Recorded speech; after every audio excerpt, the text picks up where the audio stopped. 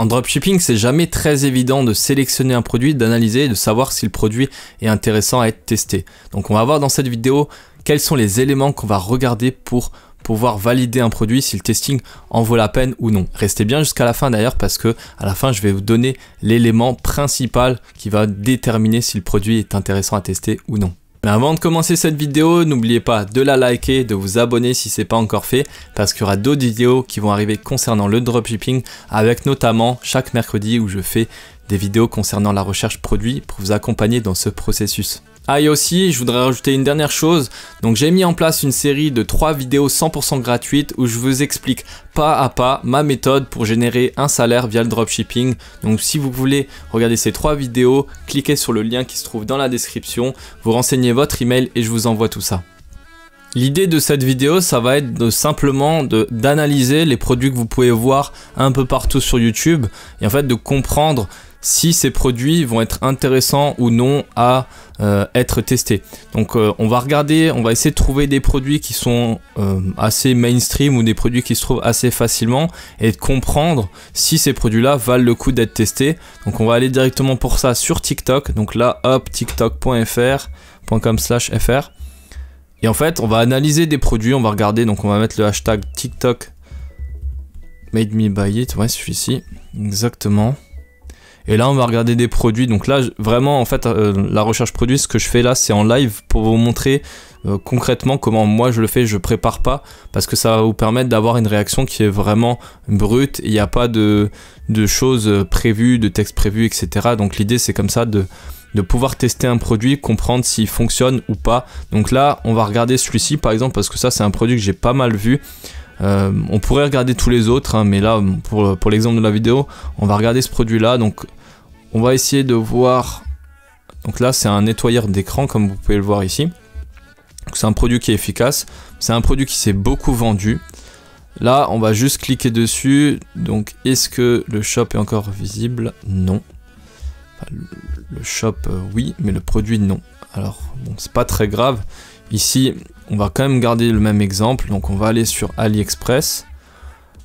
Et on va chercher, comment on appelle ça? Du coup, nettoyeur d'écran.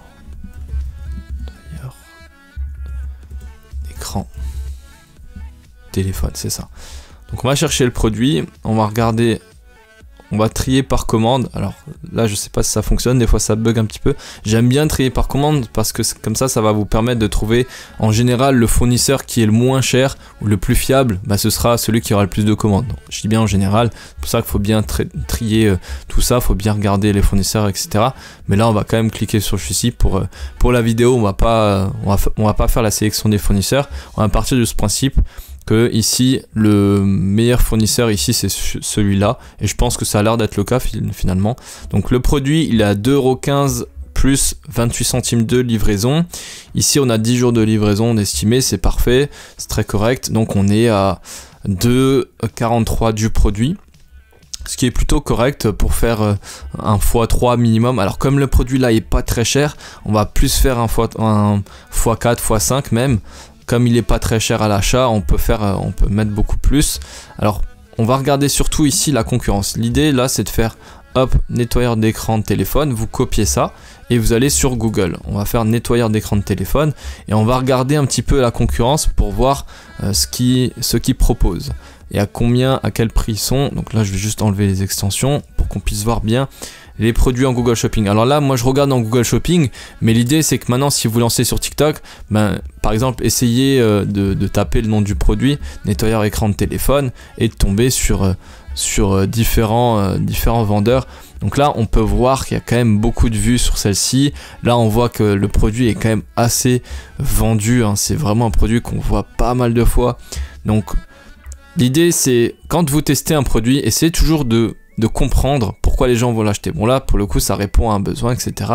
Le produit est très bien, il se vend.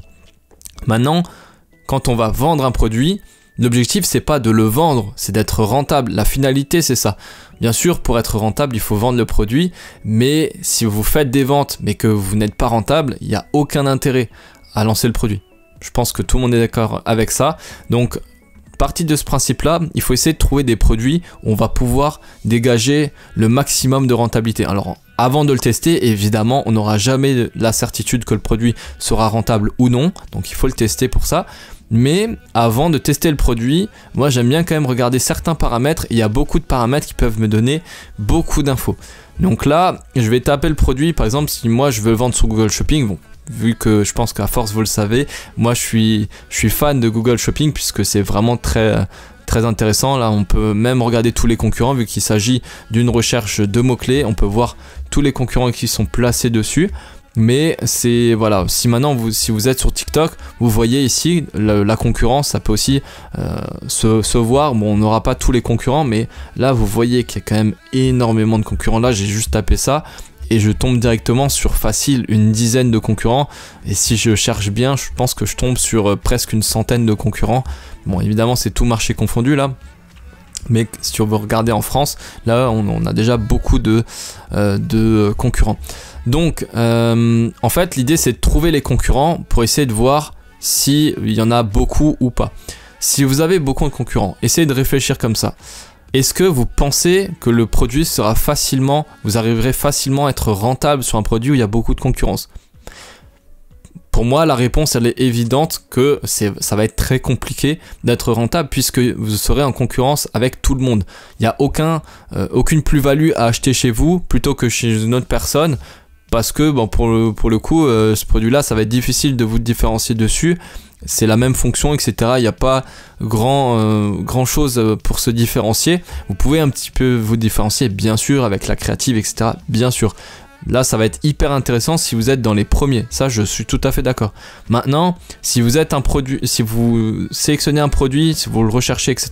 Là, si vous tombez sur ce produit-là maintenant, est-ce que c'est pertinent de le lancer? Moi, je vous dis, c'est vraiment un red flag. Vous pouvez pas du tout lancer ce produit-là parce que, alors, c'est pas que vous pouvez pas du tout le lancer, c'est qu'il y aura toujours plus intéressant à faire ailleurs. En fait, la question sera toujours, est-ce que ce produit est intéressant ou alors il y aura un produit qui sera plus intéressant que celui-ci. Parce que quand on teste, évidemment, quand on commence, on n'a pas des centaines et des milliers d'euros à dépenser dans du testing. Donc, il faut que notre sélection de produits soit vraiment bien effectuée. Il ne faut pas sélectionner un produit juste on se dit bon, il peut être cool, on va tester de le vendre. Et bien souvent, c'est l'erreur numéro 1 que les gens font.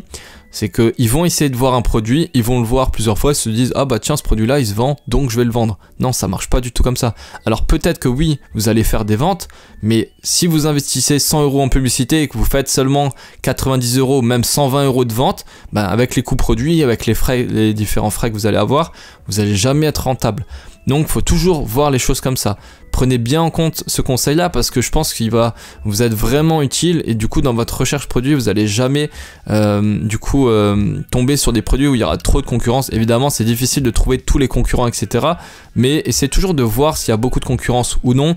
Bon, là, pour Google Shopping, de toute façon, moi, j'aime pas lancer des produits qui coûtent à la vente où vous allez maximum pouvoir vendre, aller à 13-14 €. Bon. C'est pas des produits géniaux vraiment, mais l'idée c'est de se positionner sur des produits où il y aura très peu de concurrence. Donc pour ça, étudiez bien la concurrence. Pour moi, c'est vraiment la chose la plus importante quand vous faites du e-commerce, même quand vous faites un business de manière générale. Il faut étudier ce qui fonctionne et essayer de répliquer. Alors ça veut pas dire copier-coller, évidemment, le fait de copier-coller, ça fonctionne pas, c'est pas bien, vous prenez les choses des autres, etc. Il faut essayer de comprendre ce que les gens font. Par exemple, si vous trouvez un produit en Allemagne et que personne ne le lance en France, oui, vous pouvez le dupliquer, le faire à votre sauce et il fonctionnera. La plupart du temps, quand vous faites ça, vous comprenez comment fonctionne un marché, etc., comment se vend un produit dans un marché. Et si vous le vendez en France, si vous avez bien analysé la chose, ça devrait bien se vendre. Donc voilà, l'idée c'est vraiment de faire ça, de regarder les concurrents, etc. Donc vous faites bien une analyse, il faut regarder donc là si au niveau d'AliExpress le prix est correct, etc. Mais une fois que vous avez regardé si vous pouvez faire de la marge dessus, si vous pouvez faire minimum un x2, x3, bon là comme le produit est pas très cher, on essaye toujours de vendre minimum le produit aller à 15 € parce que les frais publicitaires, vous n'arriverez pas à les baisser vraiment fortement au bout d'un moment. Donc il faut quand même prendre une certaine marge pour simplement se dégager du profit. Donc là, j'espère que voilà, ce conseil-là vous aura bien aidé. Encore une fois, regardez bien les concurrents au niveau de Facebook, de TikTok. Si vous lancez sur TikTok, il faut regarder les concurrents sur TikTok, pas sur Facebook. En soi, il faut simplement regarder la plateforme sur laquelle vous allez décider de vendre et pas, si moi je veux vendre sur Google, je vais regarder les ventes sur Google. Ça peut être intéressant de regarder justement sur TikTok si le produit se vend, parce que du coup ça veut dire qu'il y aura de la recherche derrière sur Google. Par contre, s'il y a peu de concurrents sur ce produit sur Google, bah faut essayer de voir pourquoi. Est-ce qu'il y a peu de concurrence ici parce que le produit est vraiment difficile d'être rentable puisqu'il est pas cher? Là je pense que c'est le cas, ou alors c'est sans doute un autre mot-clé, hein, c'est possible aussi. Ou alors est-ce que c'est parce que voilà, pour d'autres raisons? Il faut vraiment bien comprendre. S'il y a trop de concurrence, moi le produit je vais jamais le lancer. Donc comprenez bien qu'en fait il y aura toujours mieux à faire. Faut jamais essayer de rester dans la masse. Ce conseil là, faites l'inverse de la masse, il est toujours d'actualité pour tous les business, hein. Ça veut pas dire qu'il faut faire quelque chose de complètement différent, mais faut pas faire copier-coller, ça sert à rien, ça va rien vous apporter de bénéfique de copier-coller un business. Voilà, faut toujours essayer de s'inspirer et après vous allez pouvoir faire quelque chose à votre sauce. C'est la fin de cette vidéo, j'espère qu'elle vous aura plu. Si c'est le cas, n'hésitez pas à la liker, à vous abonner si c'est pas encore fait, parce qu'il y aura d'autres vidéos qui vont arriver concernant le dropshipping. Et aussi, donc si vous voulez aller plus loin, n'hésitez pas à cliquer sur le lien qui se trouve dans la description, où je vous envoie 3 vidéos où je vous montre la méthode que j'utilise pour générer un salaire chaque mois via le dropshipping. Donc il vous suffit de renseigner votre email et je vous envoie tout ça. Donc c'était tout pour cette vidéo, c'était Pierre, je vous dis à la prochaine, à plus. Ciao.